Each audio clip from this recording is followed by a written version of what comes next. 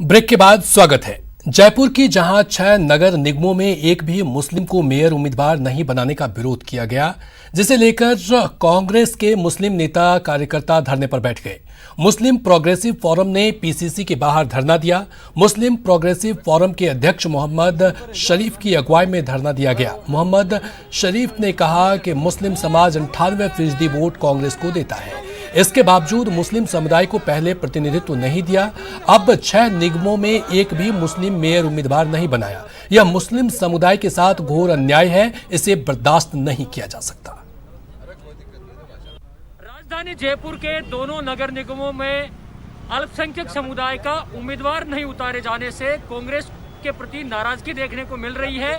मुस्लिम समुदाय के जो लोग हैं और उनके नेता हैं, वो मुस्लिम समाज से मेयर उम्मीदवार नहीं बनाए जाने से कांग्रेस से नाराज है और वो प्रदेश कांग्रेस मुख्यालय के बाहर आकर अपनी नाराजगी का इजहार कर रहे हैं। आप देख सकते हैं यहाँ पर मुस्लिम समुदाय के जो नेता और कार्यकर्ता हैं वो प्रदेश कांग्रेस मुख्यालय के बाहर आकर अल्पसंख्यक समुदाय के जो कांग्रेस के नेता हैं उनके खिलाफ नारेबाजी कर रहे हैं। आज नाराजगी का कारण ये है कि 6 नगर निगमों के चुनाव हुए, उनमें अल्पसंख्यक समुदाय ने बहुत एकजुट होकर 95% बहुत अधिक संख्या में कुल मिलाकर 95% दिए। और जयपुर जैसे शहर, कोटा जैसे शहर, जोधपुर जैसे शहर जहां पर जो पार्षद मुस्लिम समुदाय ने दिए, उसके बावजूद एक भी मेयर मुस्लिम समुदाय को नहीं दिया गया है। इसकी समाज में बहुत ज्यादा कड़ी आलोचना और बहुत गहरा रोष है, जिसका रूप यहाँ देखने को मिल रहा है और हम अनिश्चितकालीन धरने पर हैं। कांग्रेस ने आज जो माइनॉरिटी को नजरअंदाज किया हुआ है, 29 पार्षद देने के बाद एक गुर्जर समाज से माइनॉरिटी के ऊपर गुर्जर समाज को थोपा जा रहा है। गुर्जर समाज के आज आंदोलन को मुसलमान के नाम से कुचला जा रहा है। अब आगे देखना होगा कांग्रेस के नेता इनको किस तरह से मनाते हैं, लेकिन नगर निगम के मेयर के चुनाव से पहले जिस तरह मुस्लिम समुदाय ने नाराजगी जताई है, ये कांग्रेस का एक प्रमुख कोर वोट बैंक है, उसकी नाराजगी पार्टी को काफी महंगी पड़ सकती है। गोवर्धन चौधरी, न्यूज 18 राजस्थान, जयपुर। उधर कोटा नगर निगम दक्षिण में बोर्ड बनाने को लेकर पेच फंस गया है। कांग्रेस और बीजेपी के 36 पार्षदों की जीत से अब सारा दामोदारा निर्दलियों पर है।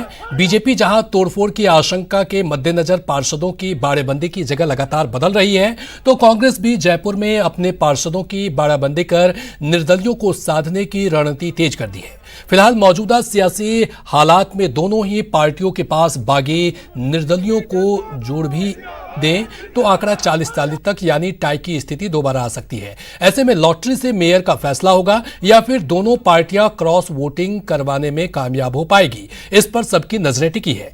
कांग्रेस ने मंत्री धारीवाल के बेहद करीबी राजीव अग्रवाल को मेयर पद के लिए उतारा है, तो बीजेपी ने विवेश राजवंशी पर दांव खेला है। लेकिन इस बीच मंत्री शांति धारीवाल ने बयान दिया है कि कांग्रेस का बोर्ड बनाने के लिए सीएम गहलोत का जादू चलेगा, जिसके बाद बीजेपी खेने में हलचल तेज हो गई है। नगर निगम कांग्रेस की बनेगी, दोनों नगर निगम बनेगी, क्योंकि उत्तर में तो हम 50 तक पहुंच गए, 47 तो हमारे सिंबल पे जीते थे। 3 जो निर्दलीय हैं वो तीनों के तीनों कांग्रेस में आ गए और इस तरीके से 50 में पहुंच गए, 70 में से 50 पहुंच गए। और जहाँ तक सवाल है इसका दक्षिण का है, तो दक्षिण का एक तरह से ये अशोक गहलोत का जादू होगा। जिस तरीके का जादू दिखाने की क्षमता अशोक गहलोत में है, ये पता लगेगा कि कैसे नगर निगम कांग्रेस की झोली में आता है। और बड़ी खबर भरतपुर से है, जहां गुर्जर आरक्षण आंदोलन पर अपडेट आया है। आंदोलन पर एक्शन में है जिला प्रशासन, वहीं बयाना पहुंचे हैं कलेक्टर नथमल डिडेल। कानून व्यवस्था के हालात की जानकारी ली है उन्होंने। सरकार ने मान ली है तमाम मांगे, ये कहना है कलेक्टर का।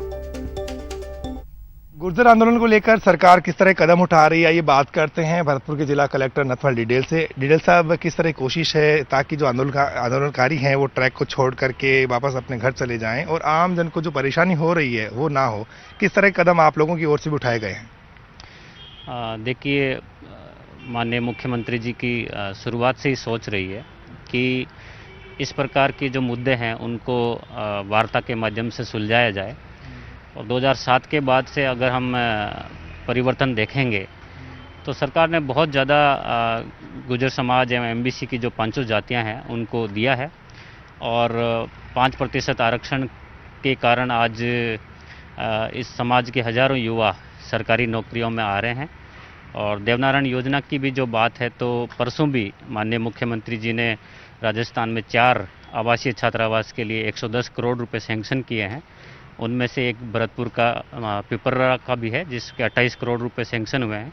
पीडब्ल्यूडी के भी एडिशनल चीफ आज ही मौका नक्शा बना करके इसकी निविदा प्रक्रिया शुरू कर रहे हैं।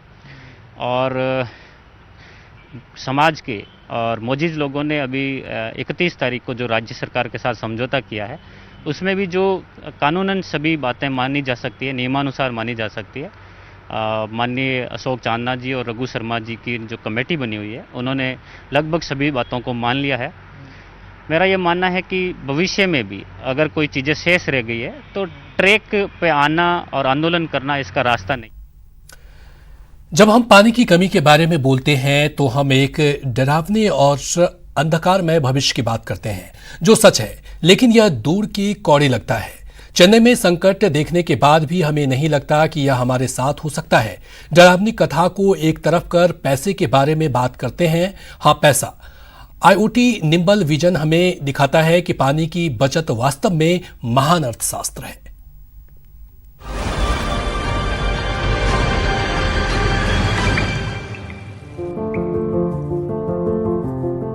दो 2006 में उमाकांत उमराव देवास के जिला कलेक्टर के रूप में पहुंचे। तो मुझे अभी भी याद है कि जब मैं ज्वाइन किया तो बहुत लोग कलेक्टर से मिलने आते हैं। किसी भी सेगमेंट से, सोसाइटी से मेरे पास जो आए थे मिलने, उनकी चर्चा का कोई विषय रहा होगा, लेकिन लास्ट पॉइंट उठने के पहले एक बोलते थे कि सर पानी के लिए कुछ करना होगा, नहीं तो ये रेगिस्तान बन जाएगा।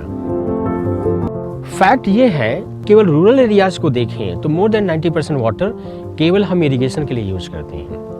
इसको यदि आप इकोनॉमिक्स पर्सपेक्टिव में देखें तो ये है कि 90% वाटर रूरल एरियाज में हम प्रोडक्टिविटी या प्रॉफिट के लिए करते हैं यूज।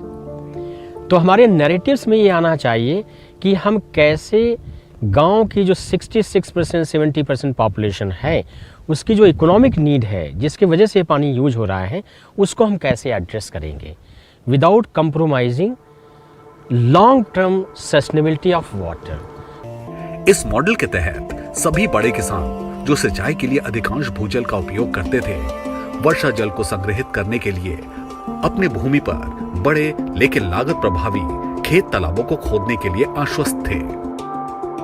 वो कम अवधि की होने वाली पानी की दिक्कतों से उन्हें निजात दिलाएगा और साल में 2 फसलों के लिए उनके जल संकट का समाधान होगा और उनकी उत्पादकता को बढ़ाएगा। और पूरे क्षेत्र के लिए भूजल को बढ़ावा मिलने से सभी छोटे किसानों को लाभ होगा।